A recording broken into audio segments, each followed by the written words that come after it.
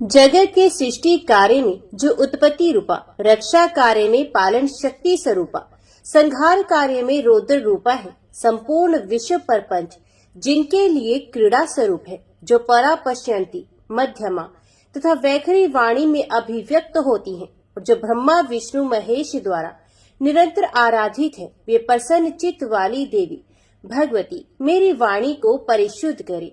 जय माँ भगवती, जय माँ दुर्गा।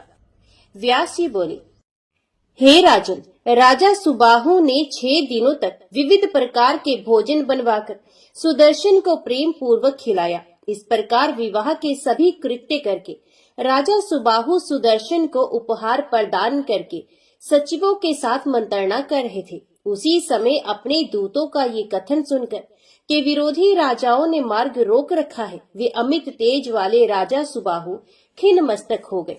तब व्रत परायण सुदर्शन ने अपने ससुर से कहा, आप हमें शीघ्र विदा कर दीजिए, हम निशंक होकर चले जाएंगे। हे राजन, भारद्वाज मुनि के पवित्र आश्रम में पहुंचने पर वहीं सावधानी के साथ आगे रहने के लिए विचार किया जाएगा। अतः हे पुण्यात्मन, उन राजाओं से आप कुछ भी भय न करें, क्योंकि जगत जननी भगवती मेरी सहायता अवश्य करेंगी। अपने जमाता सुदर्शन का ऐसा विचार जानकर राजा सुबाहु ने उन्हें धन देकर विदा कर दिया और वे सुदर्शन भी तत्काल चल पड़े। राजा सुबाहु भी एक विशाल सेना लेकर उनके पीछे पीछे चले। इस प्रकार उन सैनिकों से आवृत सुदर्शन निर्भय होकर मार्ग में चले जा रहे थे। रथों से घिरे हुए एक रथ पर अपनी पत्नी के साथ बैठकर जाते हुए रघुनंदन सुदर्शन ने मार्ग में उन राजाओं के सैनिकों को देखा। राजा सुबाहु भी उन सैनिकों को देखकर चिंतित हुए। तब सुदर्शन ने विधि पूर्वक अपने मन में भगवती जगदम्बा का ध्यान किया और प्रसन्नता पूर्वक उनकी शरण ली। उस समय सुदर्शन एकाक्षर कामराज नामक सर्वोत्तम मंत्र का जप कर रहे थे। उसके प्रभाव से वे अपनी नव विवाहिता पत्नी के साथ निर्भय तथा चिंता मुक्त थे।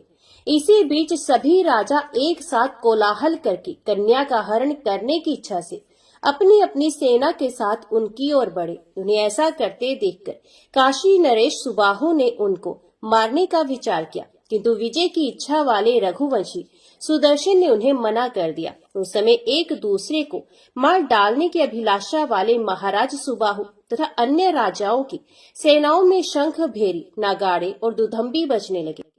सुदर्शन को मार डालने की इच्छा से शत्रुजित सैन्य बल से युक्त होकर बड़ी तत्परता से तैयार खड़ा था और राजा युधाजित भी उसकी सहायता के लिए सनन्द थे।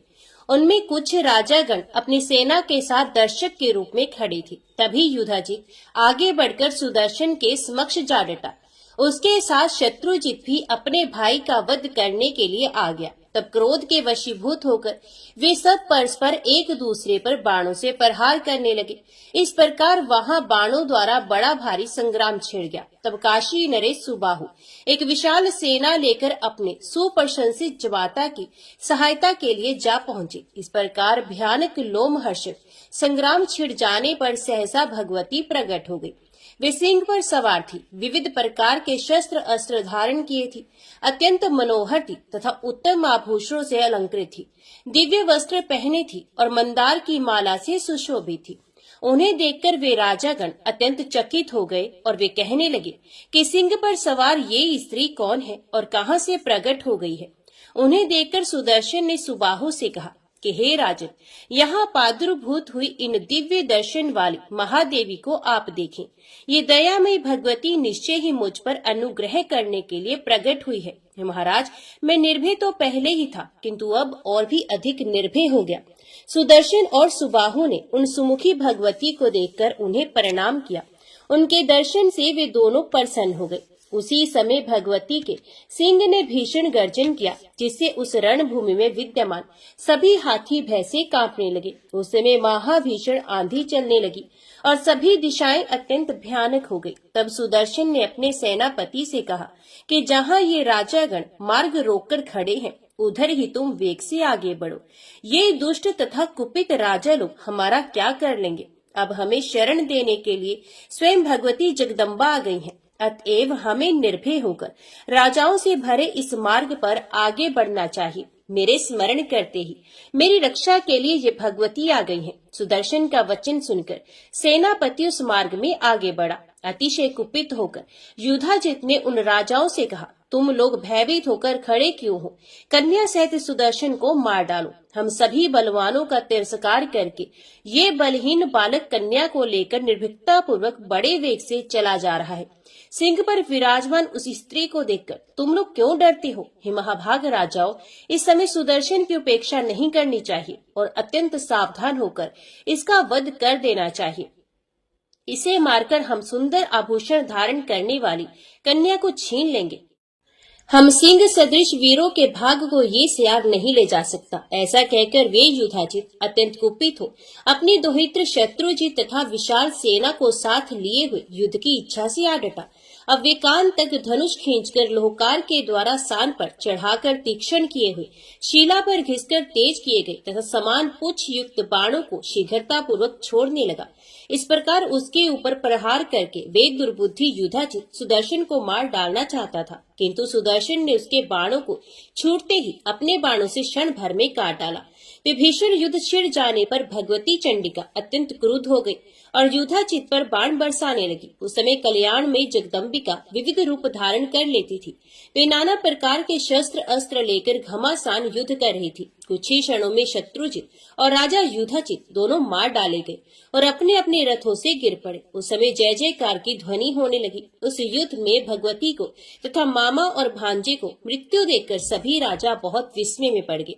महाराज सुबाहु भी रणभूमि में उन दोनों का मरण देखकर बहुत प्रसन्न हुए और दुर्गति नाशिनी भगवती दुर्गा की स्तुति करने लगी। सुबाहु बोले, जगत को धारण करने वाली देवी को नमस्कार है। भगवती शिवा को निरंतर नमस्कार है।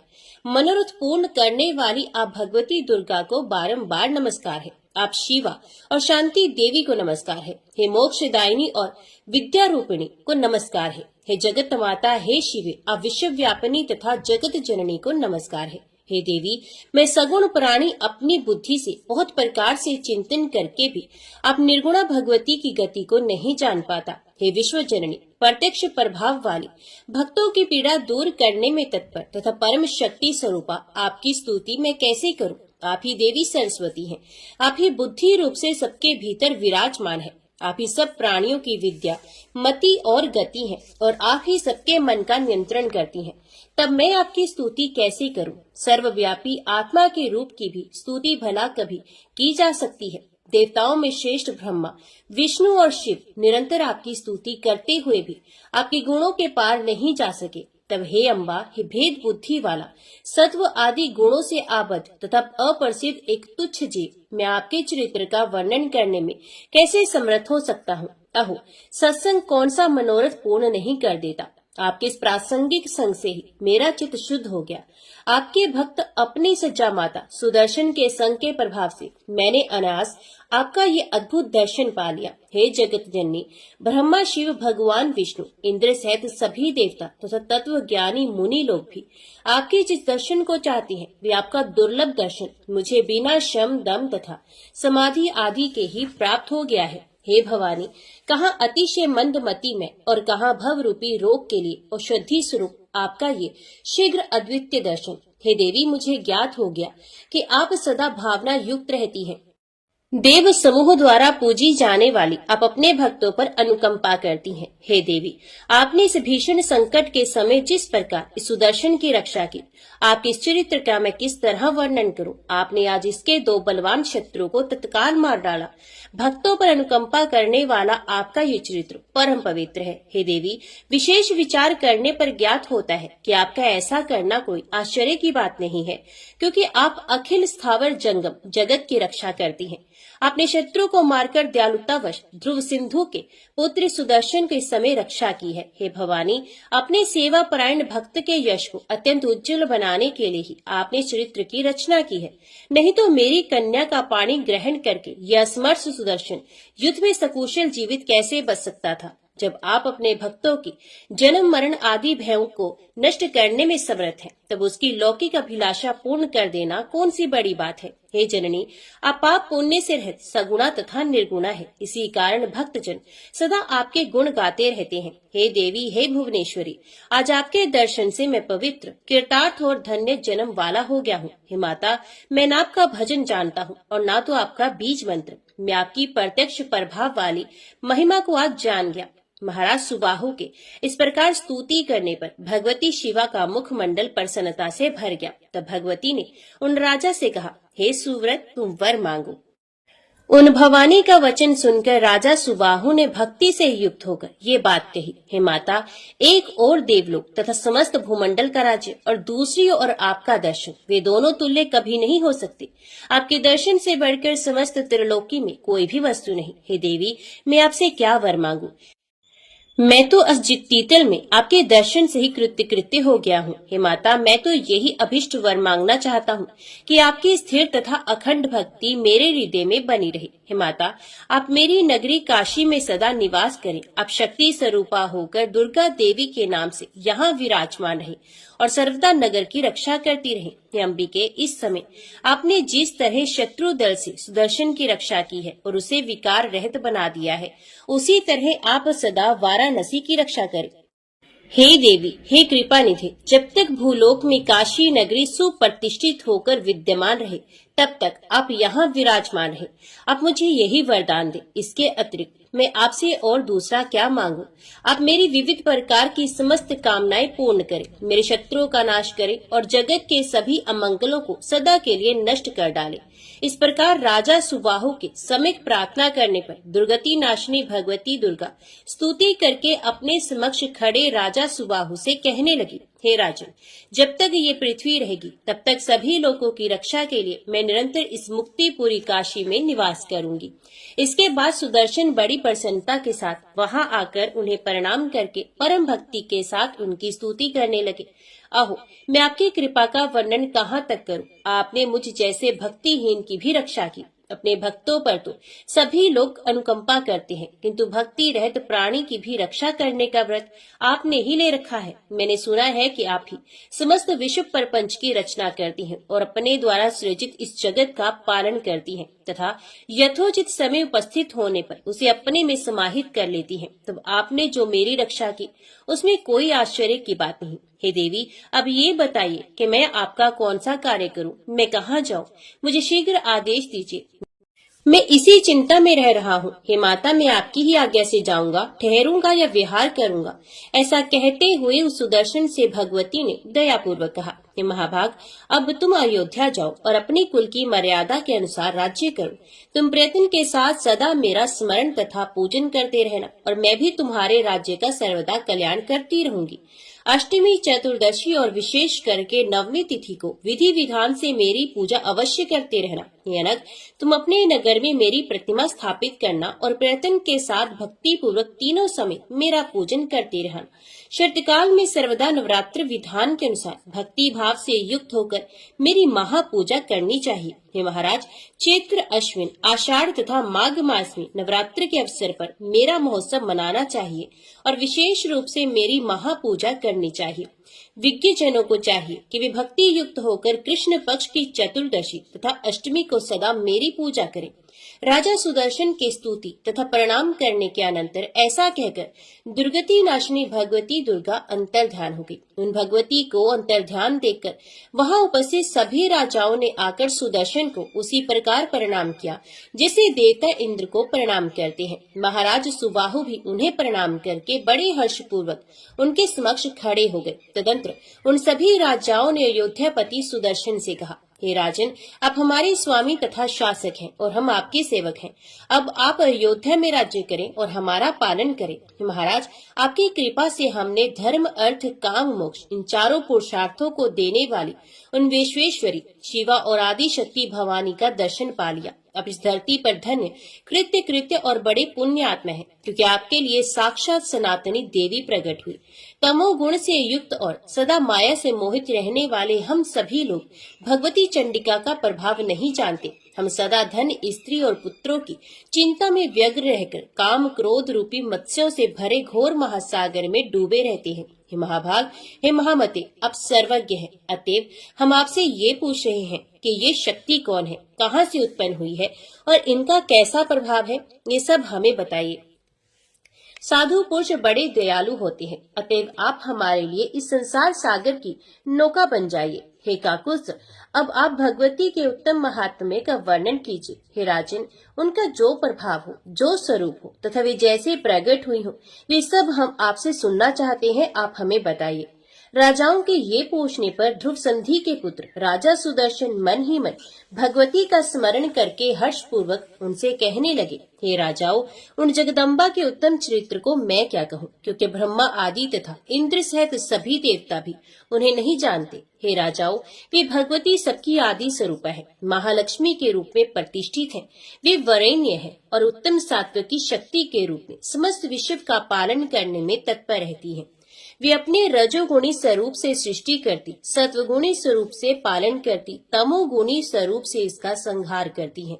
इसी कारण वे त्रिगुणात्मिका कही गई हैं। परम शक्ति स्वरूपा निर्गुणा भगवती समस्त कामनाएं पूर्ण करती हैं। हे श्रेष्ठ राजाओं, वे ब्रह्मा आदि सभी देवताओं की भी आदि कारण है। हे राजाओं, योगी लोग भी निर्गुणा भगवती को जानने में सर्वथा असमर्थ हैं। तो बुद्धिमानों को चाहिए कि सरलता पूर्वक सेवनीय सगुणा भगवती की निरंतर आराधना करें।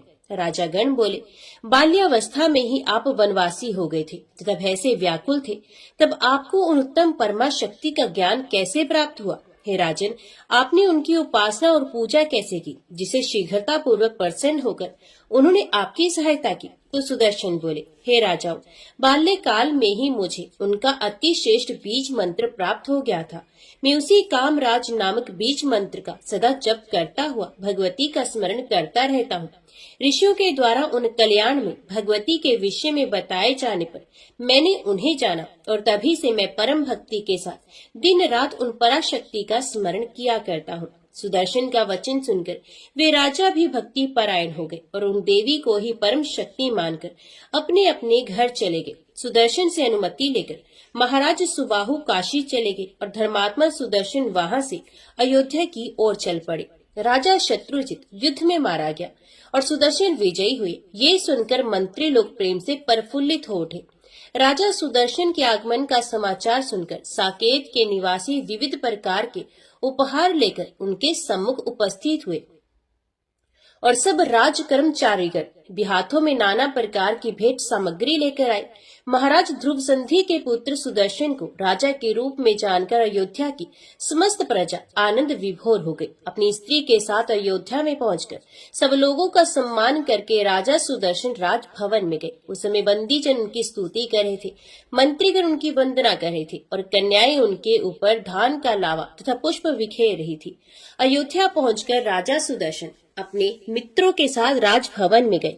वहां पर शत्रुजित की परम शोकाकुला माता को प्रणाम कर उन्होंने माता से कहा, हे माता, मैं आपके चरणों की शपथ खाकर कहता हूँ कि आपके पुत्र तथा आपके पिता युधाजित को युद्ध में मैंने नहीं मारा। स्वयं भगवती दुर्गा ने रणभूमि में उनका वध किया है। इसमें मेरा अपराध नहीं है। होनी तो अवश्य होकर रहती है, उसे टालने का कोई उपाय नहीं है। हे माननी, अपने मृत पुत्र के विषय में आप शोक न करें, क्योंकि जीव अपने पूर्व कर्मों के अधीन होकर सुख दुख रूपी भोगों को ही भोगता है। हे माता, मैं आपका दास हूँ। जैसे मनोरमा मेरी माता है, वैसे ही आप भी मेरी माता है। हे धर्मज्ञ, आपने और उनमें मेरे लिए कुछ भी भेद नहीं। आपने किए हुए शुभ तथा अशुभ कर्मों का फल अवश्य ही भोगना पड़ता है। अतएव सुख दुख के विषय में आपको कभी भी शोक नहीं करना चाहिए। मनुष्य को चाहिए कि दुख की स्थिति में अधिक दुख वालों को तथा सुख की स्थिति में अधिक सुख वालों को देखे। अपने आप को हर्ष शोक रूपी शत्रुओं के अधीन ना करे। ये सब देव के अधीन है, अपने अधीन कभी नहीं। अतएव बुद्धिमान मनुष्य को चाहिए कि शोक से अपनी आत्मा को ना सुखाए। जैसे कठपुतली नट आदि के संकेत पर नाचती है, उसी प्रकार जीव को भी अपने कर्म के अधीन होकर सर्वत्र रहना पड़ता है। हे माता, अपने किए हुए कर्म का फल भोगना ही पड़ता है। ये सोचते हुए मैं वन में गया था, इसलिए मेरे मन में दुख नहीं हुआ। इस बात को मैं अभी भी जानता हूँ। इस अयोध्या में मेरे नाना मारे गए, माता विधवा हो गई। भय से व्याकुल वे मुझे लेकर घोर वन में चले गए। रास्ते में चोरों ने उसे लूट लिया, उसके वस्त्र तक उतार लिए और समस्त राह सामग्री छीन ली। वे बाल पुत्रा निराश्रय होकर मुझे लिए हुए भारद्वाज मुनि के आश्रम पर पहुंची। वे मंत्री बिद्दल तथा अबला दासी हमारे साथ गए थे। आश्रम के मुनियों और मुनि पत्नियों ने दया करके निवार तथा फलों से भलीभांति हमारा पालन किया और हम तीनों वहीं रहने लगे। उस समय निर्धन होने के कारण न मुझे दुख था, न अब धन आ जाने पर सुख ही है। मेरे मन में कभी भी वैर तथा ईर्ष्या की भावना नहीं रहती। हे परतंपे, राजसी भोजन की अपेक्षा निवार भक्षण श्रेष्ठ है, क्योंकि जिस राजस अन्न खाने वाले नरक में जा सकता है, किंतु निवार भोजी कभी नहीं।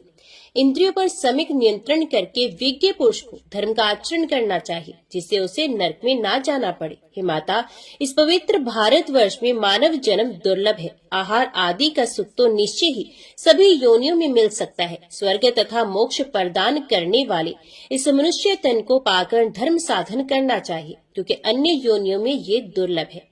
उस दर्शन के ये कहने पर लीलावती बहुत लज्जित हुई और पुत्र शोक त्याग कर आंखों में आंसू भर के बोली, हे पुत्र, मेरे पिता युधाजित ने मुझे अपराधिनी बना दिया। उन्होंने ही तुम्हारे नाना का वध करके राज्य का हरण कर लिया था। हे तात, उस समय मैं उन्हें तथा अपने पुत्र को रोकने में समर्थ नहीं थी। उन्होंने जो कुछ किया उसमें मेरा अपराध नहीं है। वे दोनों अपने ही कर्म से मृत्यु को प्राप्त हुए हैं।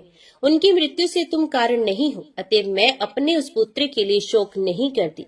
मैं सदा उसके कर्म की चिंता करती रहती हूँ। हे कल्याण, अब तुम ही मेरे पुत्र हो और मनोरमा मेरी बहन है। पुत्र, तुम्हारे प्रति मेरे मन में तनिक भी शोक या क्रोध नहीं। हे महाभाग, अब तुम राज्य करो और प्रजा का पालन करो। हे सुव्रत, भगवती की कृपा से ही तुम्हें ये अकंटक राज्य प्राप्त हुआ है। माता लीलावती का वचन सुनकर उन्हें प्रणाम करके राजकुमार सुदर्शन उस भव्य भवन में गए, जहाँ पहले उनकी माता मनोरमा रहा करती थी। वहां जाकर उन्होंने सब मंत्रियों तथा ज्योतिषियों को बुलाकर शुभ दिन और शुभ मुहूर्त पूछा और कहा कि सोने का सुंदर सिंहासन बनवाकर उस पर विराजमान देवी का मैं नित्य पूजन करूंगा। उस सिंहासन पर धर्म, अर्थ, काम तथा मोक्ष प्रदान करने वाली भगवती की स्थापना करने के बाद ही मैं राज्य कार्य संचालित करूंगा, जैसा मेरे पूर्वज श्री राम आदि ने किया है। सभी नागरिक जनों को चाहिए कि वे सभी प्रकार के काम, अर्थ और सिद्धि प्रदान करने वाली कल्याणमयी भगवती आदि शक्ति का पूजन तथा सम्मान करते रहे। राजा सुदर्शन के ऐसा कहने पर मंत्रीगण राजज्ञा के पालन में तत्पर हो गए। उन्होंने शिल्पियों द्वारा एक बहुत सुंदर मंदिर तैयार कराया। तदंतर राजा ने देवी की प्रतिमा बनवाकर शुभ दिन और शुभ मुहूर्त में वैदिक विद्वानों को बुलाकर उसकी स्थापना की। तत्पश्चात विधिवत हवन तथा देव पूजन करके बुद्धिमान राजा ने उस मंदिर में देवी की प्रतिमा स्थापित की। हे राजन, उस समय ब्राह्मणों के वेद घोष, विविध गानों तथा वाद्यों की ध्वनि के साथ बहुत बड़ा उत्सव मनाया गया।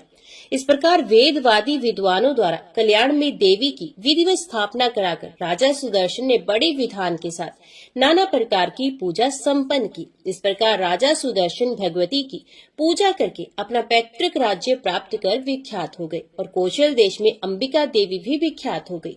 संपूर्ण राज्य प्राप्त करने के बाद सद्धर्म से विजय प्राप्त करने वाले राजा सुदर्शन ने सभी धर्मात्मा सामंत राजाओं को अपने अधीन कर लिया। जिस प्रकार अपने राज्य में राम हुए और जिस प्रकार दिलीप के पुत्र राजा रघु हुए, उसी प्रकार सुदर्शन भी हुए। जैसे उनके राज्य में प्रजाओं को सुख था और मर्यादा थी, वैसे ही राजा सुदर्शन के राज्य में भी था।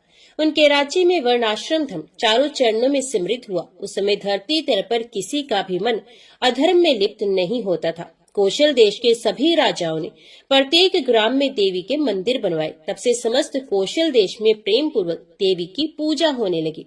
महाराज सुबाहु ने भी काशी में मंदिर का निर्माण कराकर भक्ति पूर्वक दुर्गा देवी की दिव्य प्रतिमा स्थापित की। काशी के सभी लोग प्रेम और भक्ति में तत्पर होकर विधिवत दुर्गा देवी की उसी प्रकार पूजा करने लगे जैसे भगवान विश्वनाथ जी की करते थे। हे महाराज, तब से इस धरातल पर देश देश में भगवती दुर्गा विख्यात हो गई और लोगों में उनकी भक्ति बढ़ने लगी। उसमें भारतवर्ष में सब जगह सभी वर्णों में भवानी ही सबकी पूजनीय हो गई। सभी लोग भगवती शक्ति को मानने लगे, उनकी भक्ति में निरत रहने लगे और वेद वर्णित स्तोत्रों के द्वारा उनके जप तथा ध्यान में तत्पर हो गए।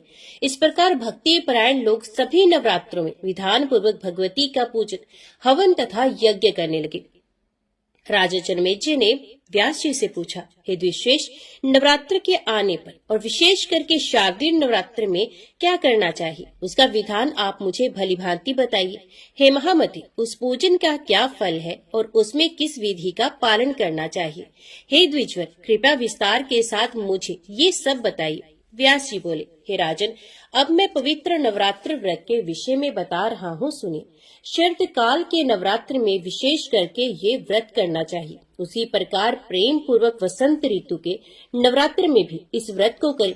ये दोनों ऋतुएं सब प्राणियों के लिए यम दृष्टा कही गई हैं।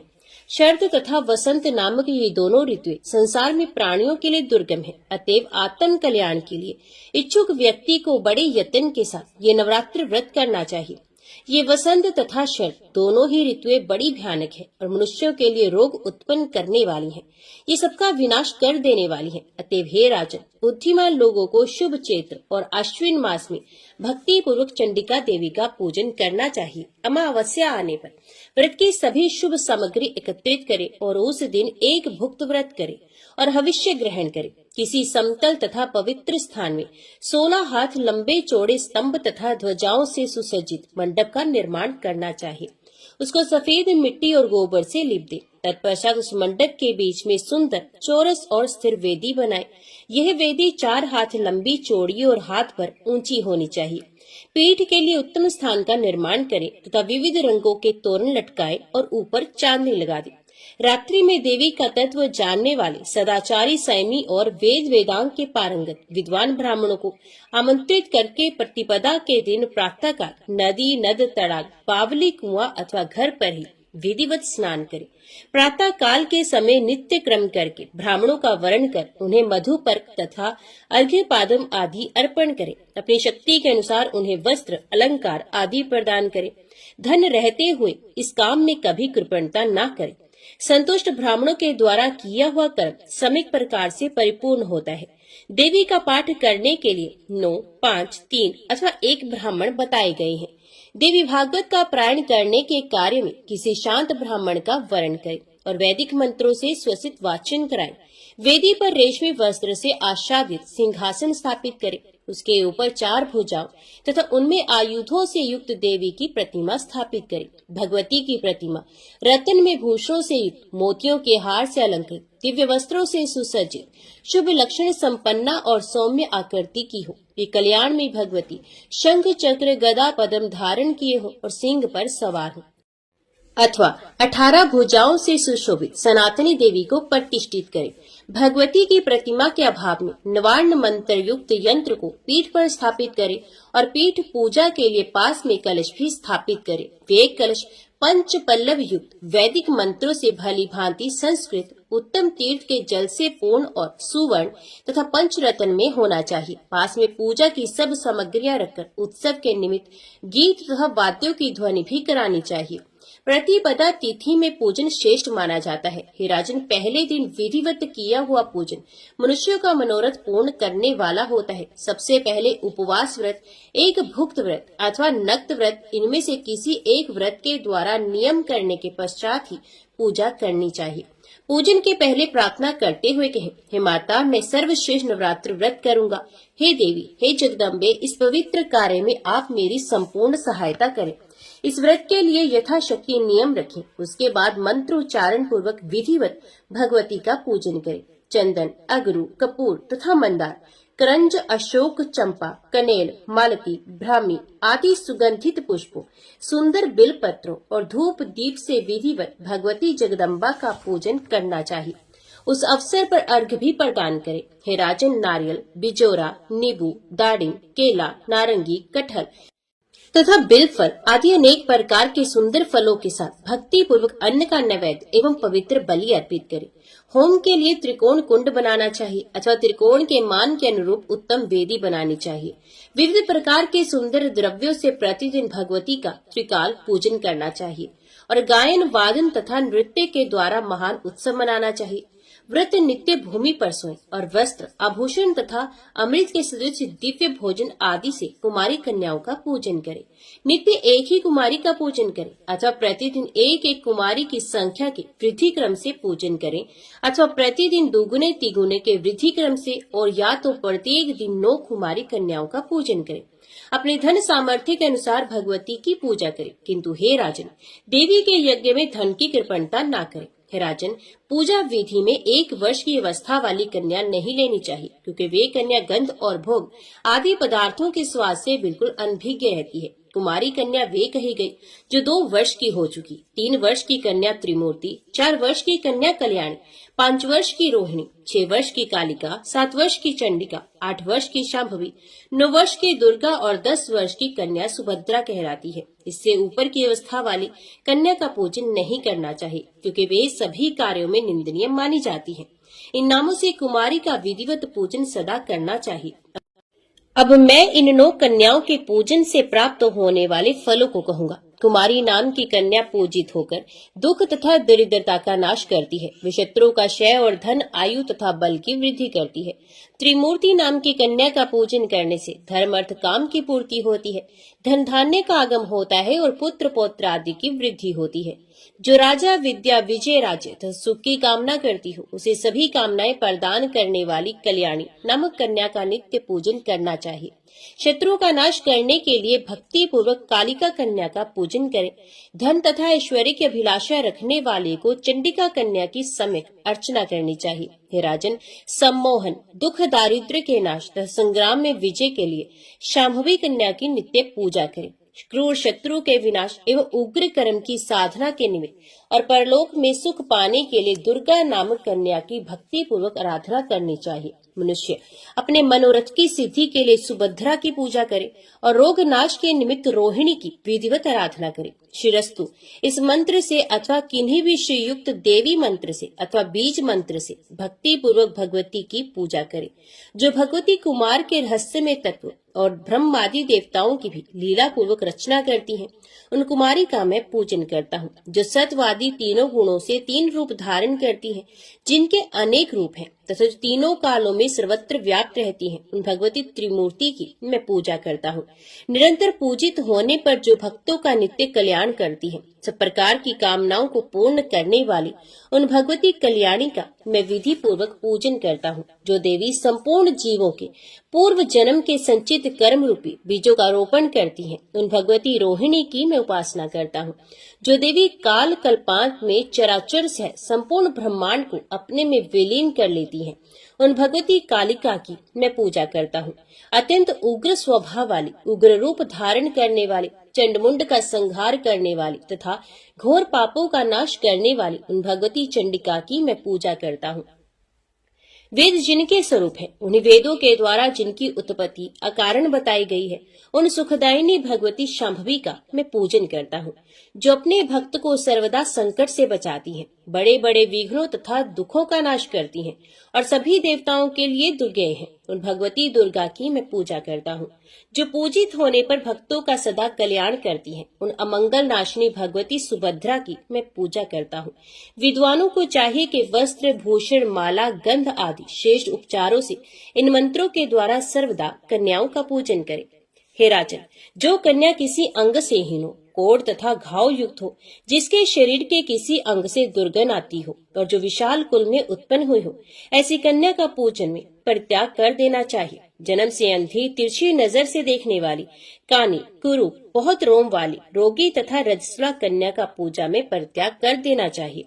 अत्यंत दुर्बल, समय से पूर्व ही गर्भ से उत्पन्न, विधवा स्त्री से उत्पन्न तथा कन्या से उत्पन्न, ये सभी कन्याएं पूजा आदि सभी कार्यों में सर्वथा त्याज्य हैं। रोग से रहित, रूपवान अंगों वाली, सौंदर्यमयी व्रण रहित तथा एक वंश में उत्पन्न कन्या की ही विधिवत पूजा करनी चाहिए।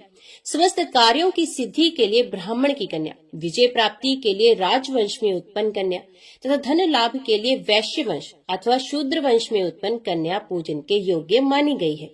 ब्राह्मण को ब्राह्मण वर्ण में उत्पन्न कन्या की, क्षत्रियों को भी ब्राह्मण वर्ण में उत्पन्न कन्या की, वैश्यों को ब्राह्मण क्षत्रिय वैश्य तीनों वर्णों में उत्पन्न कन्या की तथा शूद्र को चारों वर्णों में उत्पन्न कन्या की पूजा करनी चाहिए। शिल्पकर्म में लगे हुए मनुष्य को यथा योग्य अपने अपने वंश में उत्पन्न कन्याओं की पूजा करनी चाहिए। नवरात्र विधि से भक्ति पूर्वक निरंतर पूजा की जानी चाहिए। यदि कोई व्यक्ति नवरात्र पर्यंत प्रतिदिन पूजा करने में असमर्थ है तो उसे अष्टमी तिथि को विशेष रूप से अवश्य पूजन करना चाहिए।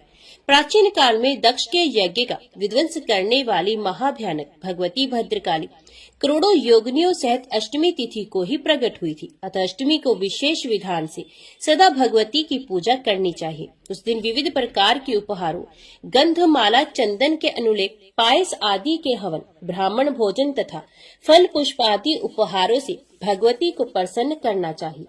हे राजन, पूरे नवरात्र भर उपवास करने में असमर्थ लोगों के लिए 3 दिन का उपवास भी यथोक्त फल प्रदान करने वाला बताया गया है। भक्ति भाव से केवल सप्तमी, अष्टमी और नवमी इन 3 रात्रियों में देवी की पूजा करने से सभी फल सुलभ हो जाते हैं। पूजन, हवन, कुमारी पूजन तथा ब्राह्मण भोजन इनको संपन्न करने से वे नवरात्र व्रत पूरा हो जाता है, ऐसा कहा गया है। इस पृथ्वी लोक में जितने भी प्रकार के व्रत एवं दान हैं, वे इस नवरात्र व्रत के तुल्य नहीं है, क्योंकि ये व्रत सदा धन धान्य प्रदान करने वाला, सुख तथा संतान की वृद्धि करने वाला, आयु तथा आरोग्य प्रदान करने वाला और स्वर्ग तथा मोक्ष को देने वाला है। अतः विद्या, धन तथा पुत्र इनमें से मनुष्य किसी की भी कामना करता हो, उसे सौभाग्यदायक तथा कल्याणकारी व्रत का विधि पूर्वक अनुष्ठान करना चाहिए। इस व्रत का अनुष्ठान करने से विद्या चाहने वाली मनुष्य समस्त विद्या प्राप्त कर लेता है और अपने राज्य से वंचित राजा फिर से अपना राज्य प्राप्त कर लेता है। पूर्व जन्म में जिन लोगों द्वारा ये उत्तम व्रत नहीं किया गया है, वे इस जन्म में रोगग्रस्त, दरिद्र तथा संतान रहित होती हैं। जो स्त्री वंध्या, विधवा अथवा धनहीन है, उसके विषय में ये अनुमान कर लेना चाहिए कि उसने अवश्य ही पूर्व जन्म में ये व्रत नहीं किया था। इस पृथ्वी लोक में जिस प्राणी ने उक्त नवरात्र व्रत का अनुष्ठान नहीं किया, इस लोक में वैभव प्राप्त करके स्वर्ग में आनंद कैसे पा सकता है। जिसने लाल चंदन मिश्रित कोमल बिल पत्रों से भवानी जगदम्बा की पूजा नहीं की, वे इस पृथ्वी पर राजा नहीं होता। जिस मनुष्य ने दुख तथा संताप का नाश करने वाली, सिद्धियां देने वाली, जगत में सर्वश्रेष्ठ, शाश्वत तथा कल्याण स्वरूपणी भगवती की उपासना नहीं की, वे इस पृथ्वी तल पर सदा ही अनेक प्रकार के कष्टों से ग्रस्त, दरिद्र तथा शत्रुओं से पीड़ित रहता है। विष्णु, शिव, इंद्र, ब्रह्मा, अग्नि, कुबेर, वरुण तथा सूर्य समस्त कामनाओं से परिपूर्ण होकर हर्ष के साथ जिन भगवती का ध्यान करते हैं, उन देवी चंडिका का ध्यान मनुष्य क्यों नहीं करते। देवगण इन्हें स्वाहा नामंत्र के प्रभाव से तथा पितृगण स्वधा नामंत्र के प्रभाव से तृप्त होते हैं। इसलिए महान मुनिजन प्रसन्नता पूर्वक सभी यज्ञ तथा श्राद्ध कार्यों में मंत्रों के साथ स्वाहा एवं स्वधा नामों का उच्चारण करते हैं। जिनकी इच्छा से ब्रह्मा इस विश्व का सृजन करते हैं। भगवान विष्णु अनेक विध अवतार लेते हैं और शंकर जी जगत को भस्मात करते हैं। उन कल्याणकारिणी भगवती को मनुष्य क्यों नहीं भजता। सभी भुवनों में कोई भी ऐसा देवता, मनुष्य, पक्षी, सर्प, गंधर्व, राक्षस, पिशाच एवं पर्वत नहीं है जो उन भगवती की शक्ति के बिना अपनी इच्छा से शक्ति संपन्न होकर संपत्तित होने में समर्थ हो। सभी कामनाओं को पूर्ण करने वाली उन कल्याणदायिनी चंडिका की सेवा भला कौन नहीं करेगा। चारों प्रकार के पुरुषार्थों को चाहने वाला कौन प्राणी उन भगवती के नवरात्र व्रत का अनुष्ठान नहीं करेगा। यदि कोई महापापी भी नवरात्र व्रत करे तो वे समस्त पापों से मुक्ति पा लेता है। इसमें लेश मात्र भी विचार नहीं करना चाहिए। हे राजन, पूर्व काल में कौशल देश में दीन, धनहीन, अत्यंत दुखी एवं विशाल कुटुंब वाला एक वैश्य रहता था। उसकी अनेक संतानें थी जो धनाभाव के कारण क्षुधा से पीड़ित रहा करती थी। सायंकाल में उसके लड़कों को खाने के लिए कुछ मिल जाता था तो वे कुछ खा लेते थे। इस प्रकार वह वणिक भूखा रहते हुए सर्वदा दूसरों का काम करके धैर्यपूर्वक परिवार का पालन पोषण कर रहा था। वे सर्वदा धर्मपरायण, शांत, सदाचारी, सत्यवादी, क्रोध न करने वाला, धैर्यवान, अभिमान रहित तथा ईर्ष्याहीन था। प्रतिदिन देवताओं, पितरों तथा अतिथियों की पूजा करके वे अपने परिवार जनों के भोजन कर लेने के उपरांत स्वयं भोजन करता था। इस प्रकार कुछ समय बीतने पर गुणों के कारण सुशील नाम से ख्याति प्राप्त उस वणिक ने दरिद्रता तथा क्षुधा पीड़ा से अत्यंत व्याकुल होकर एक शांत स्वभाव ब्राह्मण से पूछा, हे महाबुद्धि संपन्न ब्राह्मण देवता, आज मुझ पर कृपा करके ये बताइए कि मेरी दरिद्रता का नाश निश्चित रूप से कैसे हो सकता है। हे मानव, मुझे धन की अभिलाषा तो नहीं है, किंतु हे द्विश्रेष्ठ, मैं आपसे कोई ऐसा उपाय पूछ रहा हूँ जिससे मैं कुटुंब के भरण पोषण मात्र के लिए धन संपन्न हो जाऊं। मेरी पुत्री और पुत्र क्षुधा से पीड़ित होकर भोजन के लिए बहुत रोते हैं और मेरे घर में इतना भी अन्न नहीं रहता कि मैं उन्हें एक मुट्ठी भर अन्न दे सकूं। रोते हुए बालक को मैंने घर से निकाल दिया और वे चला गया, इसलिए मेरा हृदय शोक अग्नि में जल रहा है। धन के अभाव में मैं क्या करूं? मेरी पुत्री विवाह के योग्य हो चुकी है, किंतु मेरे पास धन नहीं। अब मैं क्या करूं? वे 10 वर्ष से अधिक की हो गई। इस प्रकार कन्यादान का समय बीता जा रहा है। हे विपेंद्र, इसलिए मैं अत्यधिक चिंतित हूँ। हे दया निधान, आप तो सर्वज्ञ हैं, अतएव मुझे कोई ऐसा तप, दान, व्रत, मंत्र तथा जप बताइए जिससे मैं अपने आश्रय जनों का भरण पोषण करने में समर्थ हो जाऊं। हे द्विज, बस मुझे उतना ही धन मिल जाए और मैं उससे अधिक धन के लिए प्रार्थना नहीं करता। हे महाभाग, आपकी कृपा से मेरा परिवार अवश्य ही सुखी हो सकता है, अतएव आप अपने ज्ञान बल से भलीभांति विचार करके ये उपाय मुझे बताइए। व्यास जी बोले, हे राजन, उसके इस प्रकार पूछने पर उत्तम व्रत का पालन करने वाले उस ब्राह्मण ने बड़ी प्रसन्नता पूर्वक उस वैश्य से कहा, हे वैश्यवर्य, अब तुम पवित्र नवरात्र व्रत का अनुष्ठान करो। इसमें तुम भगवती की पूजा, हवन, ब्राह्मण भोजन, वेद पाठ, उनके मंत्र का जप और होम आदि यथाशक्ति संपन्न करो। इससे तुम्हारा कार्य अवश्य सिद्ध होगा। हे वैश्य, नवरात्र नामक इस पवित्र तथा सुखदायक व्रत से बढ़कर इस पृथ्वी तल पर अन्य कोई भी व्रत नहीं। ये नवरात्र व्रत सर्वदा ज्ञान तथा मोक्ष को देने वाला, सुख तथा संतान की वृद्धि करने वाला एवं शत्रु का पूर्ण रूप से विनाश करने वाला है। राज्य से च्युत तथा सीता के वियोग से अत्यंत दुखी श्री राम ने किष्किंधा पर्वत पर इस व्रत को किया था। सीता की विरह अग्नि से अत्यधिक संतप्त श्री राम ने उस समय नवरात्र व्रत के विधान से भगवती जगदम्बा की भलीभांति पूजा की थी। इसी व्रत के प्रभाव से उन्होंने महासागर पर सेतु की रचना कर महाबली मंदोदरी पति रावण, कुंभकर्ण तथा रावण पुत्र मेघनाथ का संहार करके सीता जी को प्राप्त किया। विभीषण को लंका का राजा बनाकर उन्हें अयोध्या लौटकर उन्होंने निष्कंटक राज्य प्राप्त किया था। हे वैश्यवर, इस प्रकार अमित तेज वाले श्री राम जी ने इस नवरात्र व्रत के प्रभाव से पृथ्वी तल पर महान सुख प्राप्त किया। हे राजन, ब्राह्मण का ये वचन सुनकर उस वैश्य ने उन्हें अपना गुरु मान लिया और उनसे माया बीज नामक उत्तम मंत्र की दीक्षा प्राप्त की। तत्पश्चात आलस्यहीन होकर अत्यंत भक्ति पूर्वक पूरे नवरात्र भर उसने उस मंत्र का जप किया और अनेक विध उपहारों से आदर पूर्वक भगवती का पूजन किया। इस प्रकार माया बीज परायण उस वैश्य ने 9 वर्षों तक ये अनुष्ठान किया। 9वें वर्ष के अंत में महाअष्टमी तिथि को अर्धरात्रि आने पर महेश्वरी ने उसे अपना प्रत्यक्ष दर्शन दिया और अनेक प्रकार के वरदानों से कृत्य कृत्य कर दिया। जय मां भगवती, जय मां दुर्गा। आगे की कथा हम अगले अध्याय में सुनेंगे।